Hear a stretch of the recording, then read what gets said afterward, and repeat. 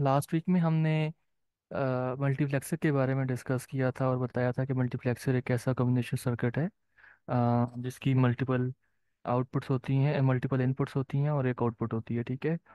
और उसके अलावा उसमें हमारे पास डिफरेंट सेलेक्ट लाइंस होती हैं जिनकी बेस पे हम किसी भी एक इनपुट को आउटपुट के ऊपर शो करते हैं, ठीक है। सो मल्टीप्लेक्स करने से मुराद ये है कि डिफरेंट आपके पास इनपुट्स हैं, आप उनको मल्टीप्लेक्स करके और इन्हें कंबाइन कर रहे हैं और आउटपुट के ऊपर किसी एक इनपुट को आप शो करवा रहे हैं depending upon the the combination of select line. So हमने बात की थी डिकोडर की, 4 to 1 डिकोडर की, जिसमें हमारे पास 4 इनपुट्स थी और 2 सेलेक्ट लाइंस थी, S1 और S0। तो S1 और S0 की बेस पे हम किसी एक इनपुट को आउटपुट के ऊपर शो करवा रहे थे, ठीक है। अगर किसी ने इसको नहीं देखा तो दोबारा जाके उसको रिवाइज कर ले, और अगर कोई कंफ्यूजन हो तो फिर मुझसे कल के सेशन में पूछ ले।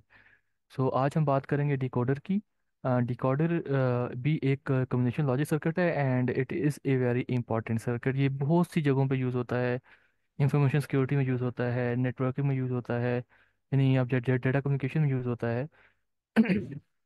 सो डिकोडर की बहुत सी एप्लीकेशंस हैं। तो डिकोडर होता क्या है?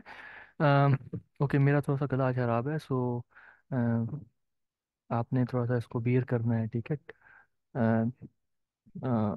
A decoder is a circuit with two or more inputs and one or more outputs. So decoder case में आपके पास दो या दो से ज़्यादा इनपुट्स होती हैं और इसी तरह से दो या दो से ज़्यादा आउटपुट्स होती हैं। So its basic function is to accept a binary word as an input. तो इसका मकसद ये है कि आपसे ये एज एन इनपुट लेता है कोई भी बाइनरी वर्ड को या कोड को इनपुट के तौर पर, और एक डिफरेंट बाइनरी वर्ड जो है वो जनरेट करता है। सो डिकोडर का काम ये होता है कि आपसे इंफॉर्मेशन लेके उसको चेंज करता है into some other form.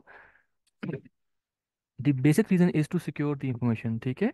So let's say कि अगर ओवर ए नेटवर्क एक तरफ सेंडर है और एक तरफ रिसीवर है, और सेंडर कुछ सेंसिटिव इंफॉर्मेशन जो है रिसीवर को सेंड करना चाह रहा है, बट ही ऑल्सो वांट्स के on that medium, for example that could be a wire और वायरलेस मीडियम, वो चाहता है कि अगर किसी तरह से मेरा डाटा जो है कोई मतलब कोई लेट्स से स्पूफिंग हो भी जाए, तो अगर मेरा डाटा किसी तक पहुंच भी जाए, अगर मैं सेंड कर रहा हूँ, तो डाटा इस फॉर्म में हो कि जो उसको स्पूफ करने वाला है वो उससे कोई मीनिंगफुल इंफॉर्मेशन जो है वो ना निकाल सके।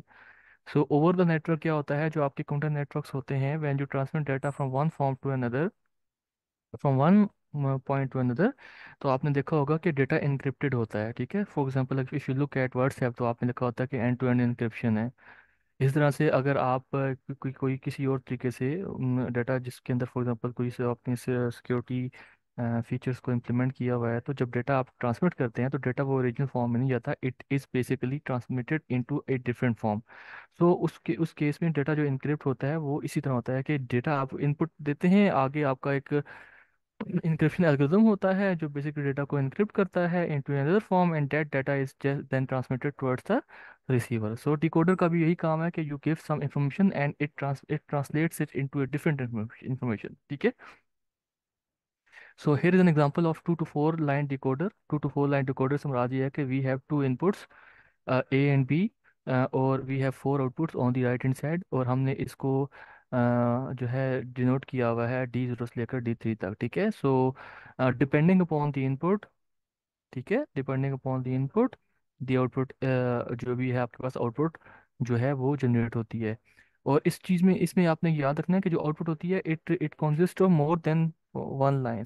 जस्ट अनलाइक इन मल्टीप्लेक्सर आपने देखा था कि आउटपुट एक सिंगल लाइन थी, लेकिन इन केस ऑफ डिकोडर, जो डिकोडर की चारों आउटपुट्स मिल के एक कोई मीनिंगफुल आउटपुट बनाती हैं। सो फॉर एग्जांपल अगर आप देखें यहाँ पे एक टेबल दिया हुआ है कि अगर आपके पास इनपुट ए और बी हैं, अगर ए भी जीरो हो और बी भी जीरो हो, तो आउटपुट के ऊपर क्या जनरेट होगा?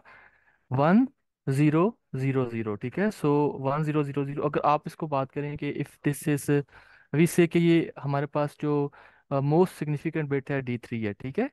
सो यहाँ पे इसको हम कहेंगे 1 0 0 0।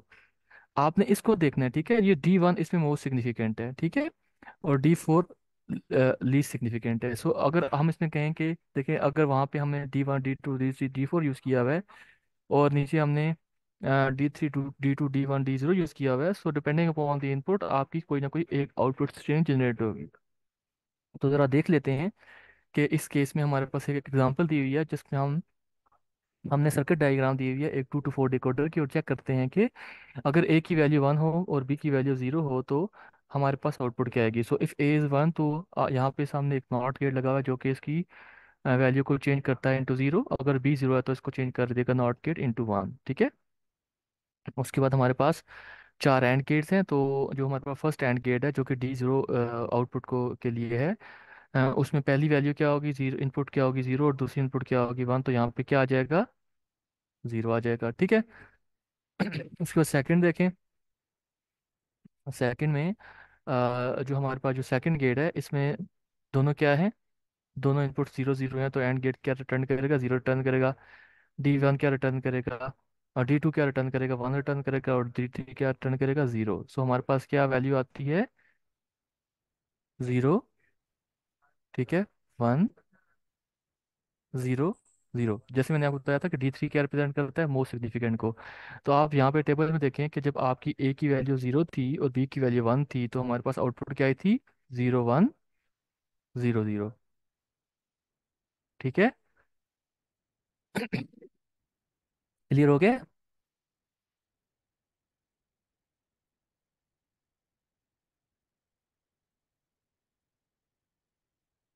Okay, so let's move forward.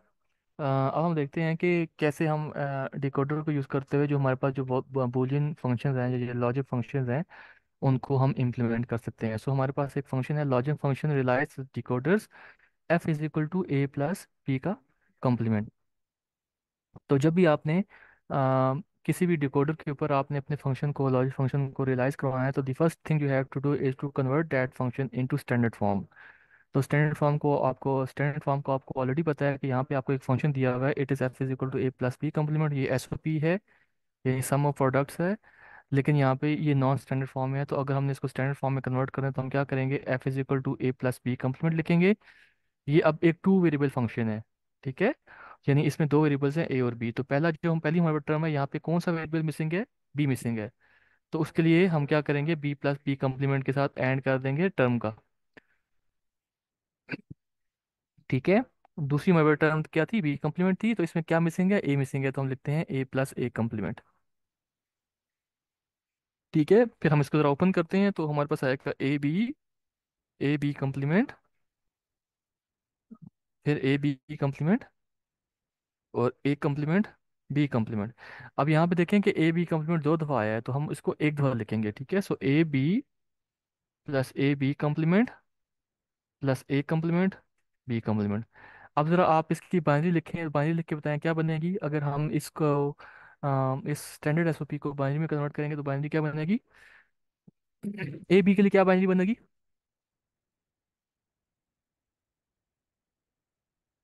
1 1। Tabish गौर से देखें, ए बी कम्प्लीमेंट के लिए क्या बाइनरी बनेगी, 1 0। और ए कम्प्लीमेंट बी कम्प्लीमेंट के लिए क्या बनेगी, 0 0। सो 1 1 से क्या मुराद है, 1 1 को अगर हम डेसिमल में कन्वर्ट करें क्या बनता है, 3 2 0।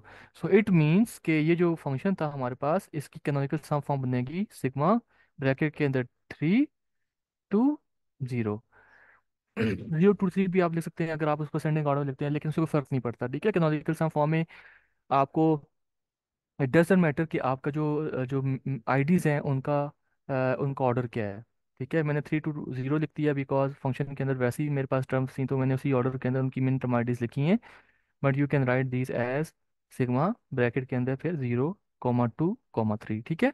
सो now we know that this is a two variable function because हमारे पास यहाँ पे दो वेरिएबल्स हैं ए और बी। तो अगर हमने इसको डिकोडर के ऊपर रियलाइज करना है तो हमें कैसा डिकोडर चाहिए जिसकी टू इनपुट्स हों, यानी 2 to 4 डिकोडर। तो यहाँ पे देखिए हमारे पास 2 to 4 लाइन डिकोडर है, और हम इस डिकोडर के ऊपर हमारा ये जो फंक्शन था, ओरिजिनल फंक्शन था F is equal to A plus B complement, इसको रियलाइज करवा रहे हैं। तो हमने क्या किया था, हमने ए प्लस बी कम्प्लीमेंट को स्टैंडर्ड फॉर्म में कन्वर्ट किया था और फिर हमने इसको कैनोनिकल सम फॉर्म में लिख लिया था। तो इससे हमें क्या पता चला, जब हमने इसको कैनोनिकल सम फॉर्म में कन्वर्ट किया तो नाउ वी नो के जो हमारे पास 2 to 4 लाइन डिकोडर है, उसकी कौन कौन सी आउटपुट लाइंस जो हैं वो एक्टिव होंगी। तो यहाँ पे देखें, M0, M2 और M3, ये लाइंस बेसिकली ये एक्टिव होंगी, यानी इनकी वैल्यूज क्या होंगी, 1 होंगी, ठीक है। और यहाँ पे हमने क्या लिया हुआ है, एक और गेट लिया, ताकि हम, क्योंकि ये सम ऑफ प्रोडक्ट्स है ना, तो सम के लिए हम क्या करते हैं, सम के लिए हम और गेट लेते हैं, ठीक है। सो दैट इज वाई हमने M0, M2 और M3 को इनपुट बना दिया एक और गेट की, तो हमारे पास यहाँ पे फंक्शन आ गया। So now this function represents the expression A plus B complement. ये क्लियर हो गया? किसी को इसमें कोई कंफ्यूजन है तो हैंड रेज करे।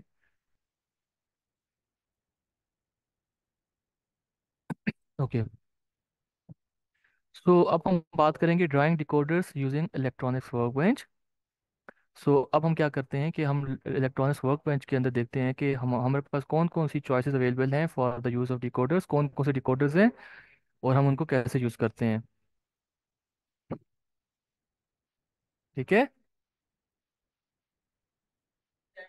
तो अगर आपने डिकोडर्स को यूज़ करना है इलेक्ट्रॉनिक्स वर्कबेंच में, तो यहाँ पे डिफरेंट डिकोडर्स हैं, ठीक है। फॉर एग्जांपल, जो भी आईसी जो है उसका जो नंबर है या कोड 741 से स्टार्ट होगा, वो डिकोडर होगा, ठीक है। सो फॉर एग्जांपल यहाँ पे हमारे पास 74138,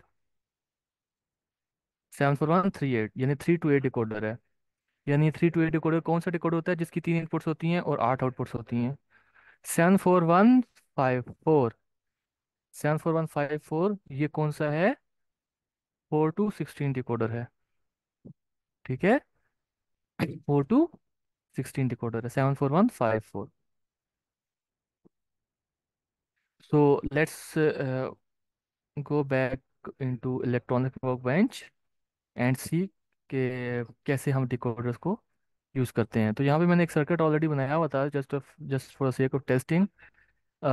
मैं यहाँ पे इसको पहले सेव कर लेता हूँ, क्योंकि हम इसको बाद में यूज़ करेंगे। मैं आपको समझाने के लिए बताऊँगा कि ये क्या था, ठीक है। सो ये 74151 है, 74154 है, यानी ये 4 to 16 डिकोडर है। Now I am going to open a new document और न्यू वर्क स्पेस एंड हम पहले बात करेंगे कि डिकोडर्स को हम कैसे यूज़ करते हैं या कैसे हम इसको इंक्लूड करते हैं अपनी वर्क स्पेस में। So first of all you have to go on to digital button. You click on that button, a new toolbox opens, and on this toolbox, in second row, second button from the left, that is decoder, ठीक है, that is decoder. So you click on that, you drag it on your screen, और यहाँ पे देखें नीचे 74138, 74139, 7415154. So you can find many options. So for a starter, I'm going to use 74138, ठीक है। आपको नज़र आ रहा है?